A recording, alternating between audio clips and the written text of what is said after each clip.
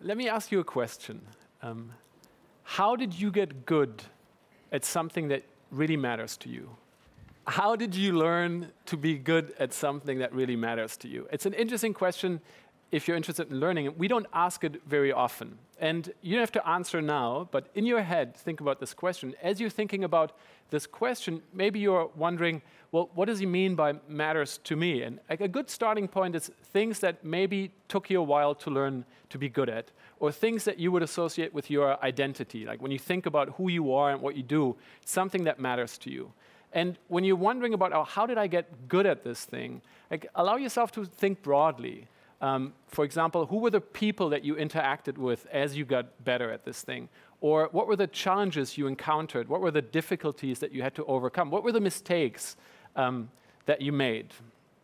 And so I'm going to do something that, besides the mess up with the slides, you're never supposed to do at a TEDx presentation. And I'm actually going to let you think about this question for a few seconds, and I'm going to be quiet. So think. And there are no wrong answers, so this should be easy. There's no test here at the end, no multiple choice tests. And I'll tell you a little bit about my answer to this question, because what I try to be good at, or what I'm still getting better at, is building learning experiences for people online, where they learn in a peer-to-peer fashion. And something in my life that happened when I was 9 years old laid the foundation for a lot of the ideas that I have now about learning and how learning happens.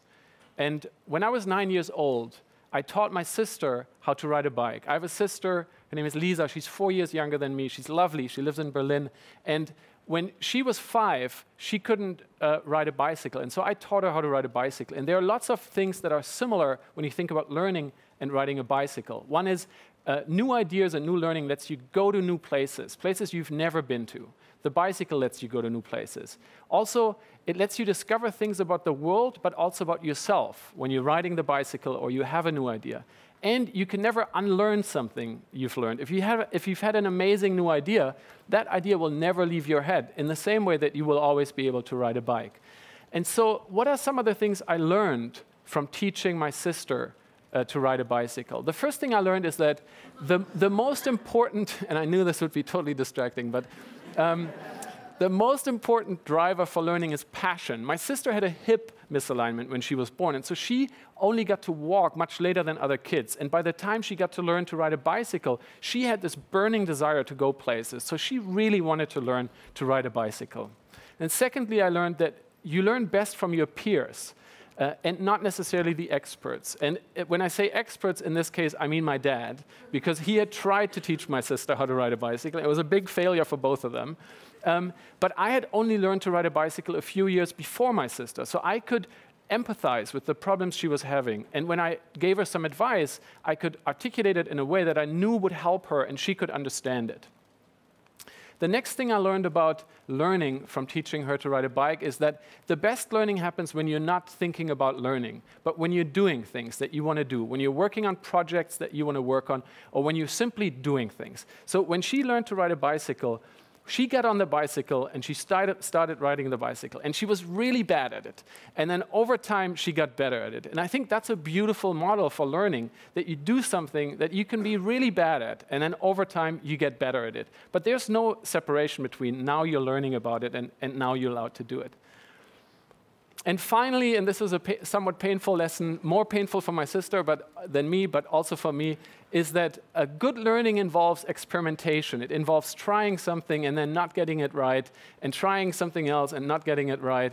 And when you learn to ride a bicycle, it means falling and getting back up and falling and getting back up. And hopefully, it's safe. And it's a really important component of good learning. And often, we ignore it and we think of failure as kind of a bad thing. So when I ask people this question, I hear lots and lots of different stories. And that's wonderful because there are no similar stories. We are all different, and we should all have different learning experiences. But most of these stories have a few components in common. So often people tell me about, I worked for the student newspaper, and the editor got fired, and I had to become the editor, and I worked on this project, but it was a real project. Or I started a bagel company with my boyfriend, and it was a big success, and I learned about customers and audiences, but I also learned about teamwork because when we broke up, the company fell apart. And so in the future, I was more careful who I started companies with. What I don't hear very often is that people talk about the classes that they sat in, or the exams that they wrote, or even the degrees that they have.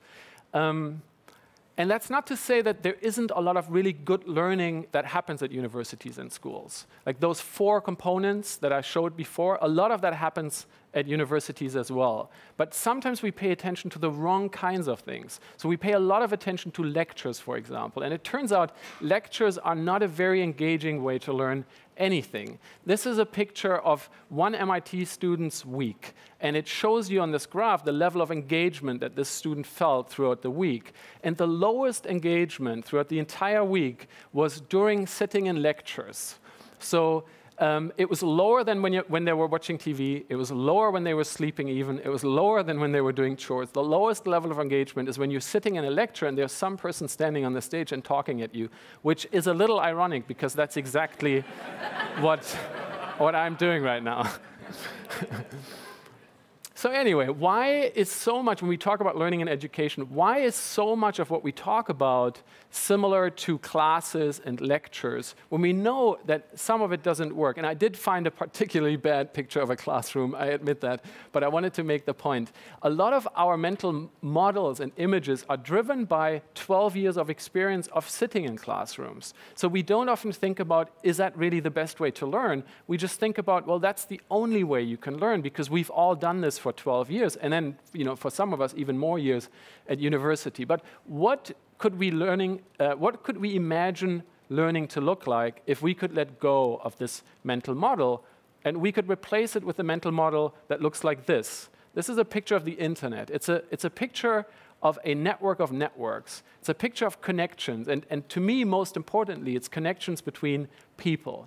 And there are 3 things, if we play with this mental model for a moment, there are 3 things about this that are interesting for learning.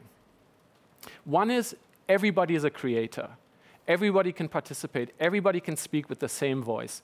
There's no consuming anymore. Well, there is, but there isn't the same kind of consuming as in TV. I can connect to everyone who's on the internet, and everyone can connect to me. There's no hierarchy. I don't have to be the president of the internet or ask for permission. I can go out there and speak to other people, and everyone by now means over 1 billion people. And finally, it's discovery over delivery, which means it's as wonderfully weird and diverse and surprising as humanity. It's the perfect playground to discover what you are curious in, what you are passionate about, and what you want to go and learn about. And so in my work at the Media Lab and with Peer-to-Peer University, I try to make this step from the old mental models to the new mental models. And I try to imagine what learning could look like. And then I build experiments and prototypes and try it out. But this really is the moment of experimentation. So I'm not here to tell you exactly how to do it. I'll tell you about one of our experiments and some of the things we learned in the process. So this year, we took a course that's taught at the Media Lab. It's a graduate level course. Usually, it attracts about 15 to 25 students. It's called Learning Creative Learning. It introduces people to creative learning technologies. And it's a very hands-on, project-based course. It's a lot of in-depth conversations, seminar style. And so what we were interested in is, could you take this model of learning that we know works really well and move it online? We weren't really interested in scale. We weren't so interested in the numbers. We were much more interested in how can we replicate this model of learning online. And the fact that 25,000 people signed up was fantastic, and we were super happy about it. But it's very easy to get distracted by these numbers and focus on the numbers, when really I think there are more important things about learning. And so if you signed up for this course, what you would experience, what you would do is each week we would ask you to do an activity. Here are some pictures from the first week. We asked people to do the marshmallow challenge, which is a wonderful activity. And if you haven't done it, you should absolutely try it with your friends and children. And then we asked people to post the results back online and share them with each other so they could discuss them. We also had seminars, but we recorded them as well, but we also made them available live. And we invited people to come and be in a chat room and watch the seminar together as if it was a gigantic online course and everyone was there. And the interesting thing for us was in the chat room, the discussions were very, very lively. And initially they were about the seminars. And eventually they started talking about other things. And the feedback we got was that they said, you know, the seminars, they were really interesting sometimes, but the discussions in the chat room, they were much more useful to us. And so these connections that people made with each other in the community turned out to be more important. To facilitate this, we asked people to introduce themselves, and they sent in videos. And we got the most amazing collection of videos where people were very creative in how they introduced themselves and wanted to show who they are. And I'm going to have to cut him short, but this is amazing and highly recommended. And so we created a Google+ community because one other thing we didn't want to do is build a new platform. We wanted to use open source tools and tools that anyone could use and do the same thing. And so we set up a Google+ community where people could share resources and talk to each other. And we also suggested that people should set up smaller communities. And it turns out people love the large communities, but they also really like the small communities. It's where they get to know each other more. And 450 communities formed around shared interests and sometimes around shared locations. This is a picture from a school in Massachusetts that they sent to us. And I recently met someone in Berlin who came up to me after a talk, and she said, well, we formed a learning group with 8 people, thanks to the course, 8 people that had never met before, and they're still in touch now. And the course, I think, ended in May, and there's still this conversation going on. And so that was wonderful to hear for us. We also designed the course for generosity. And what I mean by that is we wanted to make it possible for people who wanted to contribute and change the way the course works to do this. And you've all seen these pictures of maps. But what's special about this map, it was not made by us. It was made by Adriano Paraciano, who is a participant from Rome. And one day he said, we should have a map. And we said, yes, we should have a map. You should make it. And he went ahead and he made it. And then he became the steward. And he put the pins in the map and he helped people when they had problems. And people, as they placed the pins in the map, they made connections with each other. But it was really Adriano's drive that created this. In the same way, there were students who would do illustrations of the seminars. And they would send them in and share them with the whole community. And these were beautiful, but we didn't make them. But people created them and shared them with everyone else. And at some point, this whole idea of us being the experts who were teaching the students kind of went out the window. So in this week, we asked people to tell us about local learning spaces that they knew about. And we got dozens of submissions about places and models that we'd never heard of. This is a picture from Sao Paulo, where young people take over public spaces and turn them into kind of ad hoc learning spaces for a few hours. And not only did people learn with each other, but they also learned with their local communities. So this is a great story. I'm going to have to read this. Cecilia Trevino, she was doing a Scratch activity where you build a computer program. And she writes, I found this activity challenging, and I asked help from my daughter, who's 12, who uses Scratch as an entertainment. And she said that the project was far too ambitious for me.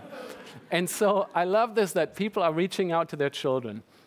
And through these acts of generosity and the connections that people made, a real community formed. And the most memorable part of this course was during the week of the Boston Marathon bombings, where, as many of you will remember, there was a lot of uncertainty in Boston. The city was under lockdown. The MIT campus got locked down. There was a shooting. A police officer got killed. There was a lot of fear. And we got many, many submissions and messages where people said, are you okay? We hope you're okay. We're sending our love, and we're thinking of you. And what we realized is that this had become a community of people who were not just taking an interest in each other's learning, but they were taking an interest in each other's lives. And that felt incredible, that the internet, kind of with a little bit of help from us, had enabled this community to come together. And so learning creative learning is really just one example of many examples that will hopefully come up, and they'll be better and interesting in different ways. But if we let go a little bit of this control of the experts teaching the novices, and we use this mental model to design what learning could look like, then I think learning by everyone, for everyone, about almost anything doesn't seem like such a crazy idea anymore. Thank you very much.